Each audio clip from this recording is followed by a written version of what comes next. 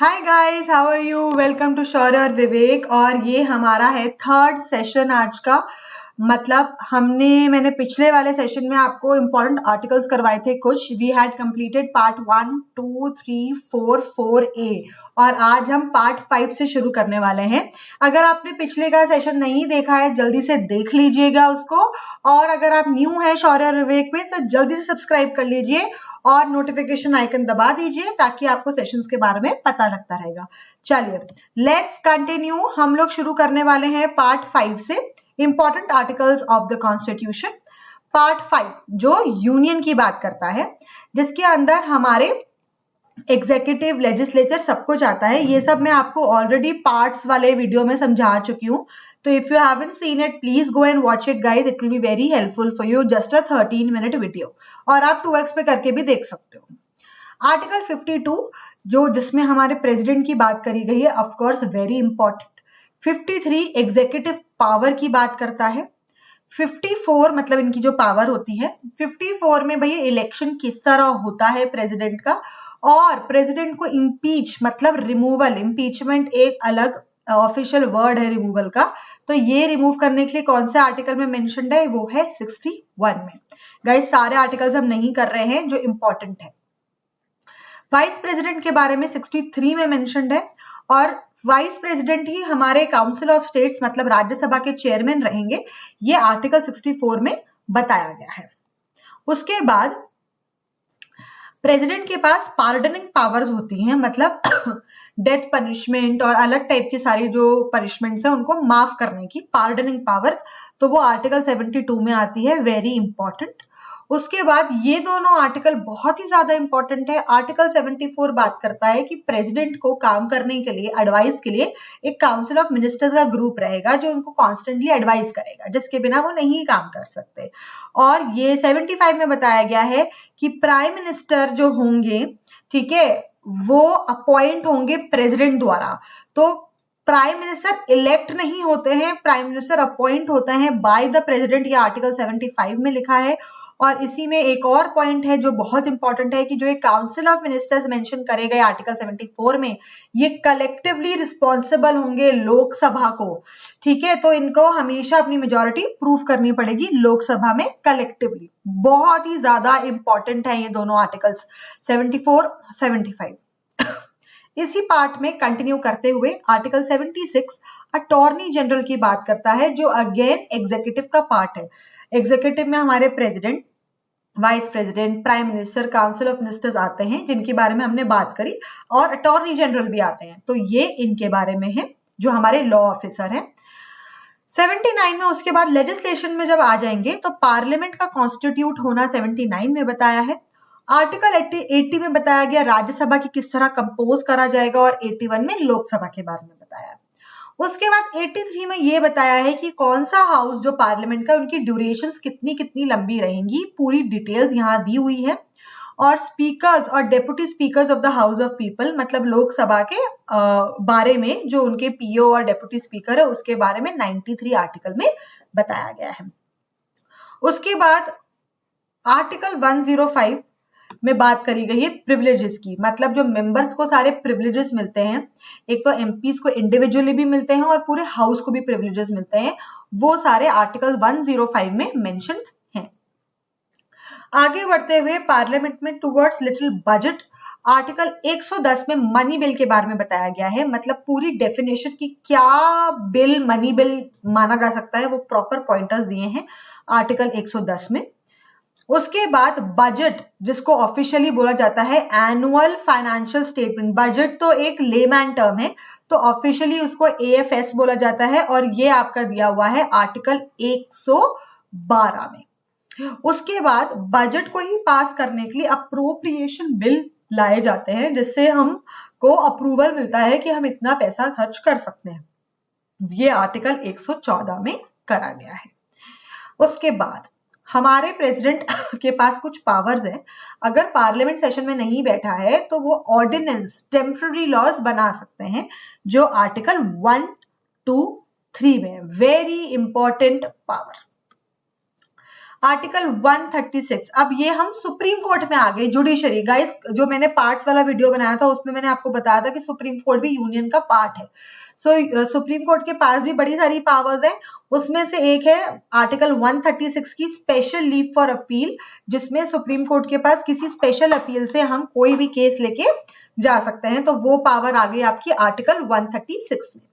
उसके बाद controller auditor general भी इसी के अंदर आता है और उसका आर्टिकल है 148। गाइज ये बहुत बेसिक आर्टिकल्स मैं बता रही हूँ, दे आर नॉट अलॉट, ये इतने तो आपको करने ही चाहिए बिफोर योर एग्जाम, ये तो आपकी फिंगर टिप्स पे होने ही चाहिए। और इसी के साथ हमारा पूरा पार्ट 5 खत्म होता है। अब हम पार्ट 6 में पहुंचते हैं जो स्टेट की बात करता है। अगेन एग्जीक्यूटिव, लेजिस्लेटिव, जुडिशरी सारा स्टेट का इसके अंदर आ जाता है। पहला आर्टिकल 153 जो गवर्नर की बात करता है, फिर executive powers of governor similar to president. फिर जैसे प्रेसिडेंट की हमने पार्डनिंग पावर्स करी थी, वैसे गवर्नर की पास भी होती है 161। गाइज इसमें कुछ कुछ चेंजेस बताए गए थे अभी सुप्रीम कोर्ट द्वारा, इसलिए ये आर्टिकल इंपॉर्टेंट हो जाता है। यहाँ पे भी एक एडवोकेट जनरल ऑफ स्टेट है, जैसे कि सेंटर में अटॉर्नी जनरल था, तो ये हो जाएगा आर्टिकल 165। जैसे कि प्रेसिडेंट के पास ऑर्डिनेंस मेकिंग पावर थी, गवर्नर के पास भी है, वहां पे 1, 2, 3 था, यहाँ पे है 2, 1, 3। गाइस बहुत है सारे इंपॉर्टेंट आर्टिकल्स, ये please don't miss them. And also अगर आपको ये इंपॉर्टेंट लग रहे हैं, इनको लाइक कर लो सेशन को, ताकि आपके सेव हो जाएगा लाइब्रेरी में। उसके बाद हाईकोर्ट्स की बात कर रहे हैं क्योंकि सारे स्टेट्स में अपना अपना हाईकोर्ट होता है यूजुअली, तो आर्टिकल 214 में बात करी गई है कि भैया हाईकोर्ट के बारे में। 215 में ये बताया गया है कि हाईकोर्ट को भी एक कोर्ट ऑफ रिकॉर्ड की तरह माना जाता है। कोर्ट ऑफ रिकॉर्ड मतलब जो वो अपने सारे जजमेंट्स को संभाल के रखता है और उसको आगे एविडेंस के प्रूफ में भी यूज करा सकता है, रिकॉर्ड मेंटेन होते हैं उसके प्रॉपर। और नेक्स्ट है article 226 power of high courts to issue Ritz.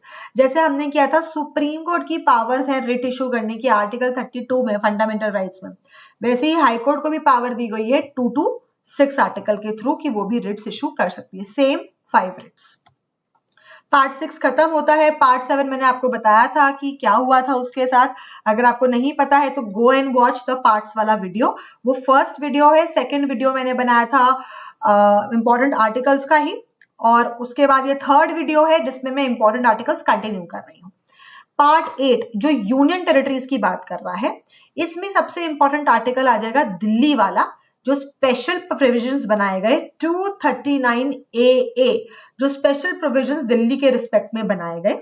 उसके बाद आर्टिकल 240 जहां पे president regulations for piece, progress and good government of any union territory के लिए काम कर सकता है।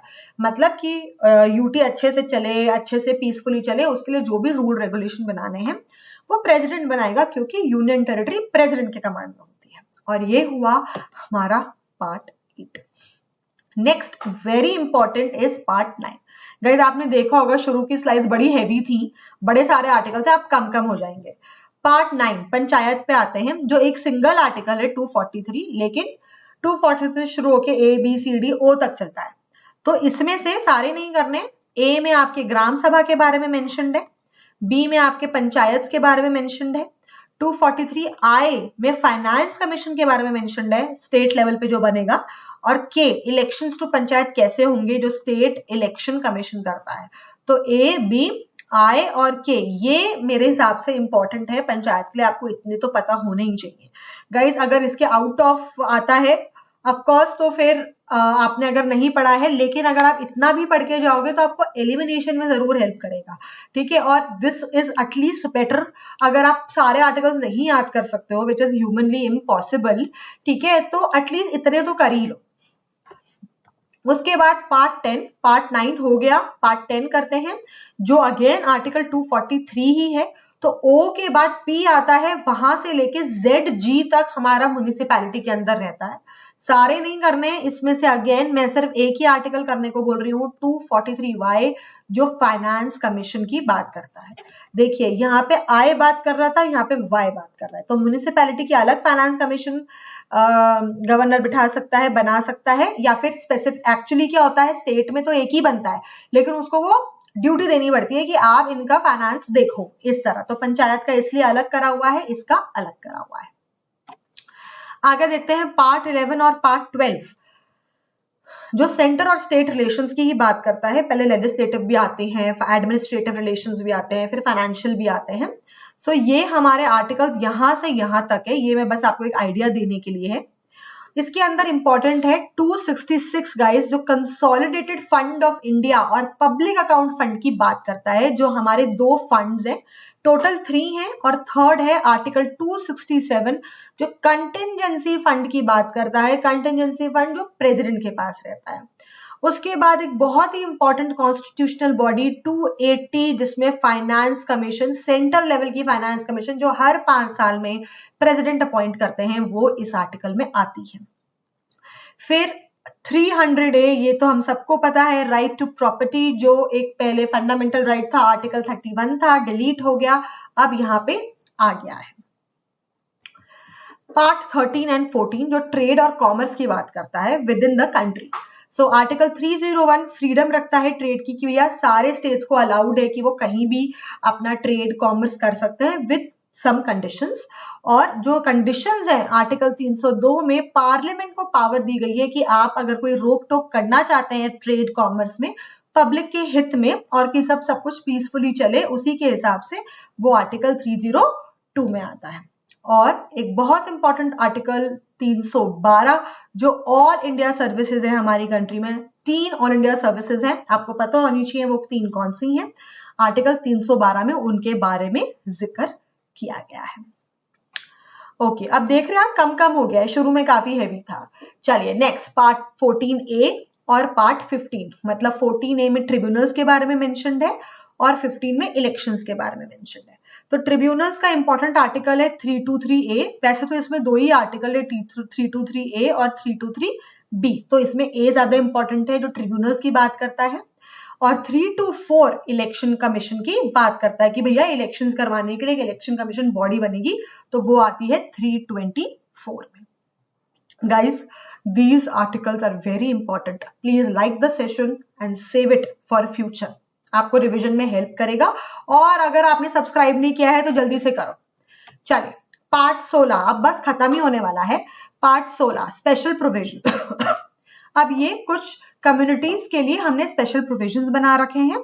देखिए article 338 national commission for schedule caste, 338A guys इसमें कंफ्यूजन होता है, और ये PYQ है CDS का, शेड्यूल्ड ट्राइब्स, और आर्टिकल 338B बैकवर्ड क्लासेस।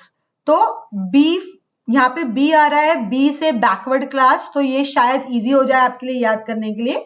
और 338 schedule caste, 338A scheduled tribe, ये पूछा गया है पहले, वेरी इंपॉर्टेंट।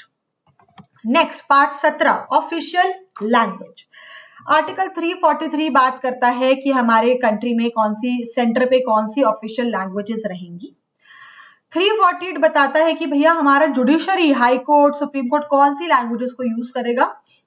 आर्टिकल 350A बताता है कि भाई हमको गवर्नमेंट को मदर टंग प्राइमरी स्टेट पे पढ़ाना चाहिए, जो आपका नेशनल एजुकेशन पॉलिसी में मेंशन किया गया है।